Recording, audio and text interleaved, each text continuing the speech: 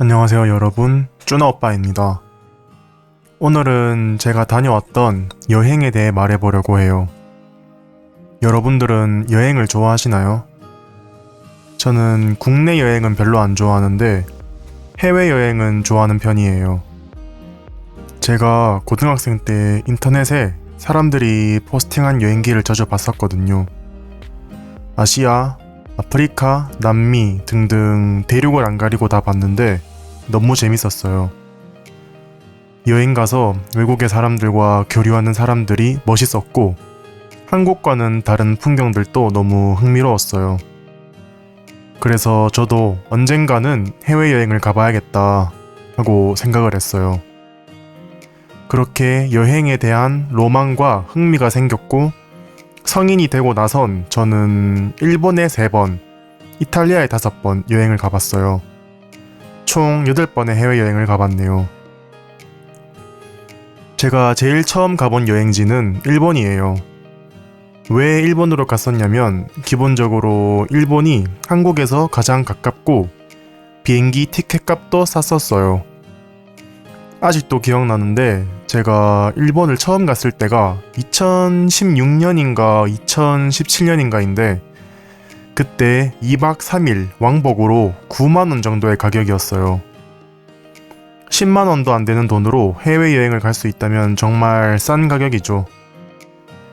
요즘엔 대구에서 서울까지 KTX를 타고 가면 편도로 4만 6천원이니까 거의 기차만큼이나 싼 거죠. 물론 그때랑 지금이랑 물가가 다르긴 해요. 그땐 고등학교 친구 2명과 함께 총 3명이서 가기로 했었는데 갑자기 일주일 전에 둘 다 못 간다고 저한테 얘기를 해서 결국 혼자 가게 됐어요. 첫 번째는 한국에서 가까운 후쿠오카에 갔었고 2번째 여행은 여러분이 들어보셨을 만한 오사카, 교토에 방문했었고 마지막 3번째 방문은 다시 후쿠오카였어요. 제가 여행을 하면서 느낀 일본의 첫인상은 한국이랑 크게 다른 게 없는데? 였어요. 표지판이나 거리의 간판이 일본어로 되어 있다는 게 가장 큰 차이점 같았어요. 건물도 비슷하고 길거리도 비슷하고 사람도 비슷하고 큰 차이점이 없었어요. 하나 생각나는 특이한 점은 신사 같은 종교적인 시설이 도시 한복판에도 많았다는 거예요. 한국도 도시 안에 절이 있긴 한데 한국은 큰 규모의 절이 한두 개씩 있는 느낌이고 일본은 작은 규모의 신사가 좀 많았어요. 그리고 진짜 사소한 건데 여자들이 한국 여자들보다 약간 더 작다는 걸 느꼈어요. 결론적으로 한국과 일본은 둘 다 같은 아시아 국가라서 문화도 비슷한 데다 거리도 별로 멀지 않으니까 큰 차이점이 없던 것 같았어요. 일본 하면 떠오르는 게 뭔가요? 저한테는 음식이 바로 떠올라요. 제가 일본에서 먹은 음식은 대체적으로 다 맛있었는데 저 같은 한국인에게는 다소 단조롭다고 느껴졌어요. 뭔가 음식이 좀 짜고 단 느낌의 음식이 많았어요. 한국 음식이 달고 짜고 맵고 시고 바리에이션이 더 넓은 것 같아요. 일본 음식이 맛이 없다는 건 아니고 오히려 진짜 맛있는데 뭔가 전반적으로 달고 짜고 해서 오래 먹기는 좀 물리는 느낌이에요. 그래도 후쿠오카에서 먹은 돈코츠 라멘은 정말 맛있었어요. 돈코츠 라멘은 후쿠오카에서 유명한 음식인데 돼지 뼈를 고아 우린 라멘이에요. 이 돈코츠 라멘만 한 3번은 먹은 것 같아요. 제가 사는 대구도 돼지 뼈를 고아 국과 밥을 같이 먹는 돼지국밥이란 음식이 있는데 컨셉도 비슷해서 꽤나 익숙한 음식이었어요. 그리고 모츠나베라고 유튜브에서 자주 본 일본 음식을 먹어봤어요. 모츠나베는 소의 곱창으로 만든 전골 요리인데 사실 저는 크게 관심이 없었어요. 근데 제 친구가 꼭 먹어보고 싶다고 해서 먹어봤는데 와, 기대를 안 해서 그런가? 정말 맛있었어요. 한국에서도 곱창으로 만드는 전골 요리는 있지만 우리는 고춧가루를 넣어서 매콤하게 만들어 먹는데 일본의 모츠나베는 미소된장을 넣고 마늘을 넣더라고요. 제 생각엔 한국인들은 모두가 좋아할 만한 맛이었어요. 가격이 조금 있긴 하지만 여러분들한테도 추천하고 싶은 일본 음식이에요. 제가 일본을 여행하면서 좋았던 점은 영화, 드라마, 게임 같은 데서 자주 보던 것을 실제로 볼 수 있었다는 것이에요. 일본 교토에 후시미나리라는 이름의 여우 신사가 있는데 여러분들도 이름은 몰라도 어디선가 보셨을 거라고 생각해요. 중앙에 큰 신사가 있고 산으로 올라갈 수 있는 길이 있는데 그 길에 붉은 기둥들이 양쪽으로 되게 많아요. 그 기둥을 일본어로 토리이라고 부른다고 하더라고요. 이 토리이 사이를 걸어가는데 너무 낭만 있더라고요. 마치 지브리 스튜디오 영화의 한 장면 같은 느낌이었어요. 그리고 또 교토에 기요미즈데라라는 사찰이 있어요. 이것도 꽤나 유명해서 아마 이름은 몰라도 어디선가 보셨을 분들이 많을 거예요. 제가 방문했었을 때는 한창 공사 중이어서 들어가 볼 순 없어서 바깥에서 대충 볼 수만 있었어요. 실제로 가보진 못하고 보기만 하더라도 정말 멋있고 웅장했었어요. 그리고 교토에 일본 전통 의상을 입은 사람들이 많아서 이색적이고 좋았었어요. 그리고 다음으로 방문해본 국가는 이탈리아인데요. 이탈리아는 여자친구가 살아서 자주 방문했어요. 유럽 여행에 대한 로망이 있는 사람들이 많잖아요. 특히 이탈리아, 프랑스 이 두 국가가 유럽 여행하면 딱 떠오르는 이미지죠. 근데 저는 크게 흥미가 있진 않았거든요. 그냥 막연하게 언젠간 한번 들러보고 싶다. 진짜 이탈리아 피자는 어떤 맛일까? 같은 느낌이었어요. 그러다 여자친구를 사귀고 이탈리아를 방문하게 됐고 이탈리아 로마에 딱 도착하고 느낀 건 외국인들이 엄청 많다 였어요. 예전에 말씀드렸다시피 저는 인종차별주의자 같은 거 아니고요. 정말로 그때 딱 든 생각이에요. 그리고 로마 공항에서 진짜 잘생긴 남자를 봤었어요. 공항 직원인 것 같았는데 정장을 빼입고 있었는데 키도 크고 잘생긴 게 우리가 평소에 보던 잡지에 나오는 멋있는 모델 있잖아요. 그런 느낌이었어요. 한국에선 이탈리아 남자가 잘생기고 패션이 좋은 걸로 유명한데 그게 사실이었구나 라고 생각이 들더라고요. 이건 이탈리아 여행을 하면서 나중에 알게 된 사실인데 마냥 그렇지만도 않더라고요. 아무튼 이렇게 외국인이 많다는 점 빼고는 내가 정말 유럽에 있구나 하는 생각이 들게 하는 건 없었는데 여자친구가 사는 도시에 도착해서 기차역에서 나오는 순간 우리가 책이나 동영상에서 보던 유럽식 건물이 보였고 그때야 비로소 내가 유럽에 왔구나 하는 생각이 들더라고요. 저한테는 다른 유명하고 사람들이 많이 가는 관광지들보다 오히려 이렇게 소소한 곳들이 더 기억에 남아요. 사실 이탈리아 하면 로마, 피렌체, 베네치아 이런 곳들이 유명하잖아요. 저는 저런 곳들은 안 가보고 거의 매번 여자친구가 사는 사르데냐라는 섬에 갔어요. 이탈리아의 시칠리아 섬은 유명해서 아는 분이 많을 텐데 사르데냐 섬은 한국에선 유명하지 않아서 아는 사람이 거의 없어요.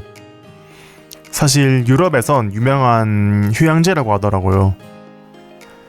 제가 일본에 갔었을 때는 오사카 시내에 한국인이 너무 많아서 내가 지금 일본에 여행을 왔는지 부산에 여행을 왔는지 모를 정도였어요. 이렇게 말하면 좀 이상하게 들리지만 그 섬에선 한국인이 안 보이니까 정말 해외여행을 온 것 같은 기분이 났었어요. 그리고 제가 힙스터 기질이 있어서 남들 안 하고 남들 안 가는 곳 가는 걸 좋아하거든요.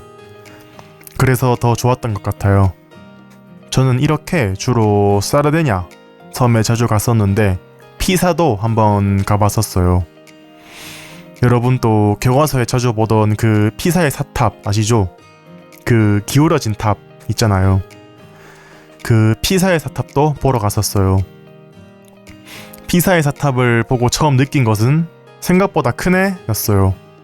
책에서 봤을 땐 엄청 작아 보였는데 막상 실제로 보면 꽤나 컸고 그 옆에 멋있는 성당도 있었고 이 성당과 사탑을 둘러싸고 있는 공원 같은 잔디밭이 있었어요. 이 잔디밭이 엄청 넓어서 가족이나 친구끼리 와서 간단한 피크닉을 하는 사람들도 가끔가다 보였었어요. 그리고 엄청 유명한 관광지다 보니 사람이 진짜 많았었어요. 제 생각엔 거의 다 관광객인 것 같긴 해요. 인스타에서 자주 볼 수 있는 피사의 사탑에서 찍는 사진 포즈들 아시죠?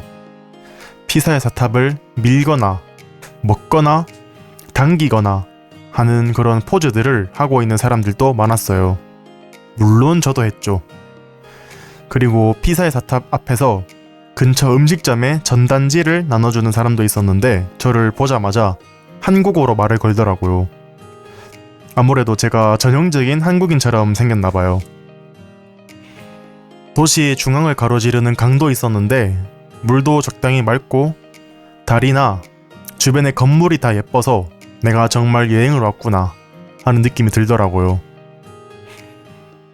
또 이탈리아 하면 뭔가요? 바로 음식이 떠오르죠. 이탈리아에서 먹은 음식은 전반적으로 다 훌륭했어요. 솔직히 맛이 없는 음식은 단 하나도 없었어요. 제일 맛없는 음식이 괜찮은, 먹을만한 수준이었어요. 이탈리아 음식은 원래 전 세계적으로 유명하잖아요. 파스타, 라자냐, 리조또, 피자, 젤라또 등등 알려진 음식이 셀 수 없이 많고 유명한 만큼 이미 저도 이탈리아 음식에 익숙했기 때문에 괴상하다고 느낀 음식도 없었어요. 감칠맛도 뛰어나고 맛의 밸런스가 좋아서 그냥 한국 사람이라면 누구나 다 좋아할 만한 맛들의 음식이었어요. 한 가지 재밌는 건 한국에서 먹는 이탈리아 음식은 한국인의 입맛에 맞게 변형되어서 생각보다는 제가 알고 있거나 기대했던 맛과는 다른 맛의 정통 이탈리아 음식도 많았어요. 예를 들면 한국의 까르보나라는 생크림을 넣어서 크리미하게 만든 음식인데 이탈리아의 원조 까르보나라는 생크림이 안 들어가고 계란 노른자로 만들어요. 그리고 한국의 피자는 좀 더 미국식 피자처럼 이런저런 토핑이 많이 올라가요. 오히려 미국식 피자보다도 이상한 토핑들은 더 많이 올리는 것 같아요. 좀 비싼 프랜차이즈 프리미어 라인 피자는 스테이크, 새우, 게살 등등이 한 피자 위에 토핑으로 같이 올라가는 경우도 있거든요. 이탈리아에선 피자에 해산물과 고기를 같이 넣지 않는다고 하더라고요. 이렇게 토핑이 많이 올라가니까 한국에선 피자 한 판을 여러 사람이 나눠 먹는데 이탈리아 피자는 토핑을 그렇게 많이 올리지 않고 좀 더 재료 본연의 맛을 느끼는 식으로 만들더라고요. 이렇게 상대적으로 토핑이 많지 않다 보니 이탈리아에선 피자를 혼자서 한 판을 다 먹더라고요. 제가 한 가지 추천하는 이탈리아 음식은 파스타 알 페스토예요. 페스토라고 바질, 마늘, 잣, 올리브유 등등으로 만든 소스가 있는데 처음 봤을 땐 색깔이 초록색이라서 별로 맛있어 보이진 않았었어요. 그래서 별 기대를 안 하고 먹었더니 생각보다 너무 맛있더라고요. 허브의 신선한 맛에 치즈 맛도 나고 잣의 고소한 맛도 나고 완전 제 스타일이었어요. 제가 다른 국가는 잘 모르겠는데 한국에선 그렇게 유명한 소스가 아니에요. 저도 어디서 보기만 했던 정도의 음식이었는데 정말 강력 추천합니다. 그리고 사르디냐 섬에 전통 음식인 쿨루르조네스라는 만두 같은 음식이 있어요. 만두의 속이 감자와 치즈로 되어 있고 그 만두 위에 토마토 소스를 뿌려 먹는 음식인데 이게 말도 안 되게 맛있어요. 감자, 토마토, 치즈를 싫어하는 사람은 없잖아요. 정말 예상하기 쉬운 맛인데 그만큼 검증된 맛이란 거죠. 제가 이걸 한 번에 30개를 먹고 배가 터질 뻔한 적이 있을 만큼 맛있어요. 이 두 가지 이탈리아 음식은 여러분들도 정말 한 번쯤은 드셔보셨으면 좋겠어요. 오늘은 제가 다녀왔던 여행에 대해서 얘기해봤는데요. 여러분들은 여행을 가보셨나요? 가보셨다면 어디로 가보셨고 어느 곳이 가장 좋았나요? 그 이유에 대해서도 알려주세요. 오늘 또 쭈나 오빠의 팟캐스트를 들어주셔서 감사합니다.